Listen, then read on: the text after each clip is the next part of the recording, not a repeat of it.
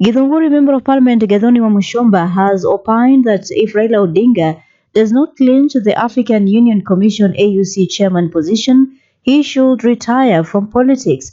Speaking at a local media station, Wamushomba, however, said Raila should win the seat and leave the country's political space. Meanwhile, former Prime Minister Raila Odinga has concluded his campaign for the African Union Commission chairmanship and arrived in Addis Ababa ahead of Saturday's election. After nearly a year of intensive lobbying, Raila wrapped up his continental charm offensive on Wednesday in Bujumbura, Burundi, where he met with President Evariste Ndayishimiye. Burundi was his final stop before flying to Addis Ababa for last-minute negotiations aimed at boosting his chances in the AUC elections. In the AUC elections, Raila will compete against Djibouti's Foreign Affairs Minister Mahmoud Ali Yusuf and Madagascar's former Foreign Affairs Minister Richard Randriamandrato.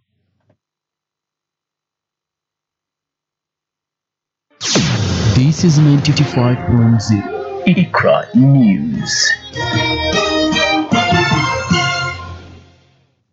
Now, a new report on the state of drugs and substance use in universities has revealed a troubling increase in use of mogoka and mira by students. According to the findings, approximately 10% of students in both public and private universities are using these substances, with mogoka, the cheaper and more potent variety, becoming increasingly popular. National Authority for the Campaign Against Drug Abuse, NACADA, Director Research, Standards and Licensing, John Moteti, while sounding alarm, stated that more students are getting addicted to this substance. He said they are continuously admitting them to rehabilitation centers, something that is making it expensive for them.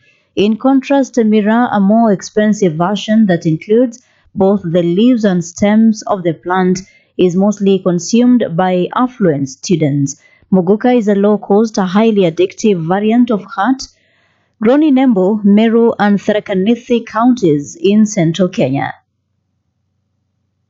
The Court of Appeal in Nairobi has directed former Kipipiri Member of Parliament Amos Kimunya to defend himself in a case involving allegations of irregular allocation of public land to a private company. Kimunya, a former housing minister alongside Lilian Wangiri Njenga, a former director of land adjudication and settlement, and Jung Hai Wainaina, a director of Midlands Limited, will now face trial following the court's decision. A three-judge bench comprising Patrick Yage, Fatuma Sichale, Ali Aroni, and Lydia Achode affirmed that the Director of Public Prosecutions (DPP) presented sufficient evidence to establish a prima facie case. The judges dismissed the appeal filed by the accused, upholding an earlier High Court ruling. The case will proceed at the Chief Magistrate Anti-Corruption and Economic Crimes Court for further hearing and determination. The accused face charges including abuse of office, failure to disclose a private interest, fraudulent disposal of public property, and breach of trust by a public servant.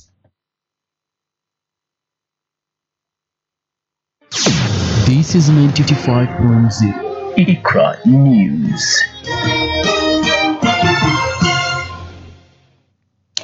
In another news, Interior Cabinet Secretary Kipchumba Murkomen has engaged with a delegation from the United Nations led by UN Resident Coordinator in Kenya, Stephen Jackson, on matters regarding multinational security support mission in Haiti. The meeting comes at a time when there is uncertainty regarding the peacekeeping initiative due to funding disruptions following a policy shift by the new U.S. government.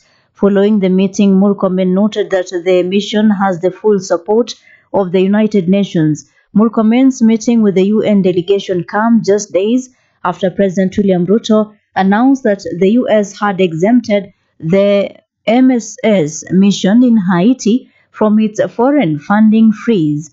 Additionally, the Interior Cabinet Secretary confirmed that Kenya is collaborating with the UN to shift the management of refugees from a purely humanitarian focus to a development approach under a program known as the Shirika Plan.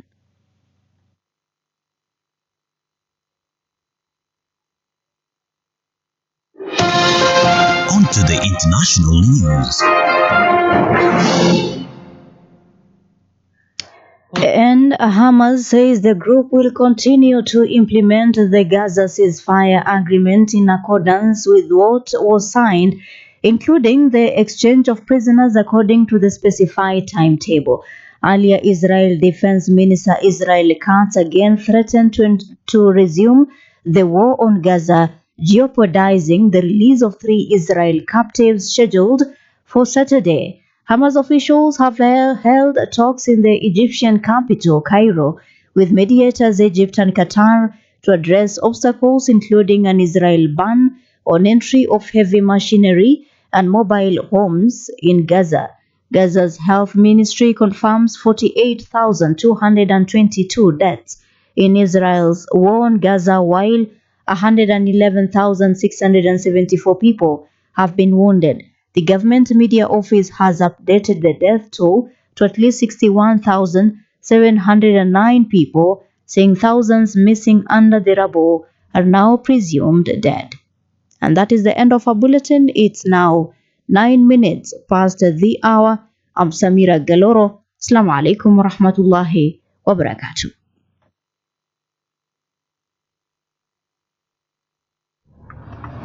Looking for a medium or heavy duty vehicle for your business?